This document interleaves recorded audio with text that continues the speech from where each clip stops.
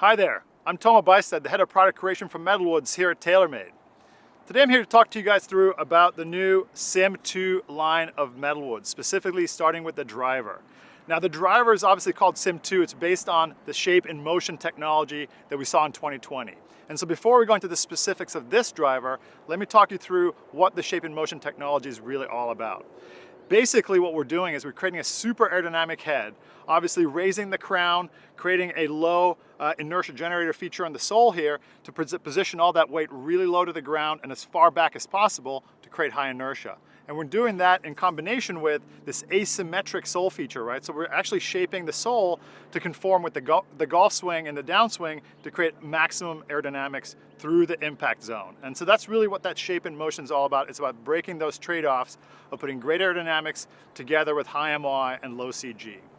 So with that out of the way, let's move on to all the amazing new things that are in this SIM2 line of drivers. So the first thing you're going to notice is the construction is entirely different. And the way we've thought about this construction is unlike any other driver we've ever made before. So let's take a look at some of the details here. You'll notice this blue ring at the back, obviously very, very different looking, but it's a key to really unlocking what's different about the construction in this club. In this driver, the only part of this driver that's titanium is the face. Typically you'd see a titanium sole or a titanium back or even a titanium crown on a lot of drivers. This one literally just has a face. Now within this face you'll notice some familiar technologies that are coming back in 2021. First of all, you'll notice the twist face logo right here. This still has that breakthrough twist face technology that corrects on mishits low heel to high toe and really to combat those tendencies that golfers have as players. And so that's staying in the line, and it's the same geometry really as we've had before. Now, as you look at the toe here, you'll also notice another familiar technology, but now in a new location, and that is the speed injection technology. The ports used to be here in the face and the heel and the toe. This has now moved to the toe here. And the reason is we currently have a single location here in the toe, and that's really different in terms of how we're injecting and how we're managing the efficiency of the face. And you may ask, why do we only have one injection port? Well, the reason is we've actually machined the back of the face. When you see that cutaway of this club and you see the inside of the club, you'll notice that the inside of that face is machined out. And that's really to control those thicknesses very precisely to create that CT spike in a very, very specific location to ensure that we can get maximum speed out of the face and create that speed injection technology with just one port in the toe. So that's simplified. Now, looking at the sole here, you'll also notice another familiar technology in the speed pocket. The speed pocket is a through slot like we've had in the last couple of drivers. Again, that's a technology that's there to create a bigger sweet spot, but also protect that ball speed on miss hits, especially low in the face. And so that speed pocket technology is extremely important for that. Now, when you look at the rest of the head, now you're going to see a lot of carbon, right? So if you look at the top of the club, we have that massive carbon crown. It's covered as much real estate as possible on the top of the club, and we really want to make sure that we're saving as much weight as we can so we can use that extra weight to position it in more beneficial areas of the club. So that's the same thing goes for the sole panel. Sole panels traditionally are titanium or metal. Now we're creating this large carbon panel, and that carbon panel is going to save additional mass that, again, we can use strategically both here in the back and a little bit in the front as well to create maximum MOI. And again, MOI, as you know, translates to more forgiveness. So that's a really, really important aspect of this.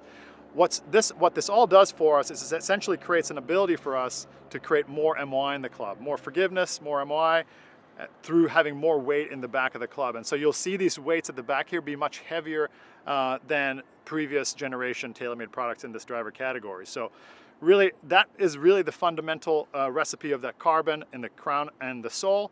And that brings me to my final piece of this puzzle, and that's this aluminum ring at the back. We talked about the carbon crown and the sole. For weight savings, this saves additional weight. This is made out of a high-grade 775 aluminum that really is, first of all, serves as impact-resistant material here on the side of the club, but most importantly saves weight, crucially, that we can then place in a better place in the club, both in the back low heel, sole here and as well as the front.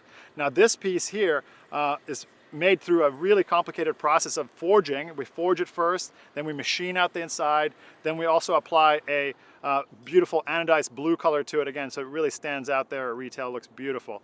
But really this piece is what really is this whole construction is built upon to create that high speed combined with incredible MOI and forgiveness in the club. And so this is really, again, that linchpin in the technology that pulls it all together. So within those technologies that we just talked about on the new construction, there's also some subtle differences in the three different models that comprise the SIM2 driver family. Let me first introduce each one. The first one is the SIM2 driver. This one replaces the SIM driver currently in the lineup. We then have the SIM2 Max driver replacing the SIM Max, and then finally the SIM2 Max D product for those guys needing a little bit of draw bias. Now, the fundamental technologies, like I said, are very similar in each one, but they have some performance differences that are really important to note here. The SIM2 is going to be your lowest launching, lowest spinning option of these three. Again, targeted really for that high spin golfer, potentially slightly better players, and we're doing that through having a little bit more of that weight split front to back, and you're gonna see a little bit more of that weight up front here inside this area where the TPS weight is on the sole.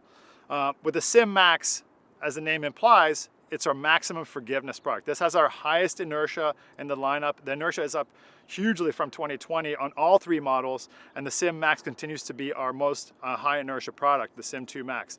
And this one, you're gonna notice that TPS weight is in a slightly different location, a little bit more to heelward, because we're housing a little bit less weight here and more weight at the back. And this weight at the back here is 24 versus the 16-gram weight on the SIM2.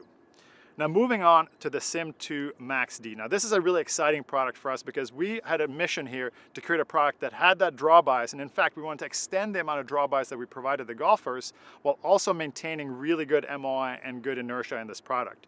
And so we did that by actually shifting this entire inertia generator more heelwards on this head specifically, so that we could keep a lot of weight back here while at the same time creating that draw bias that so many golfers need out there. And so this head's gonna be so great for a lot of guys who struggle with the slice or just the right side of the golf course in general. The SIM2 Max D is gonna perform incredibly well for that player.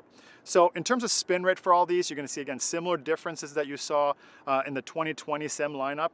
The SIM2 is gonna be the lowest spinning, like I mentioned. There's gonna be a 200 to 300 RPM increase in spin going to the Max, and a couple hundred RPMs more into the Max D, although that will depend on how much draw bias the player is experiencing, and these could actually net out pretty similar in terms of spin depending on that result. So the three models, all 460cc, all featuring that incredible construction with the forged aluminum ring at the back, but really at a target here to figure out how to get into different players' bag depending on how you play and what kind of performance you're looking for.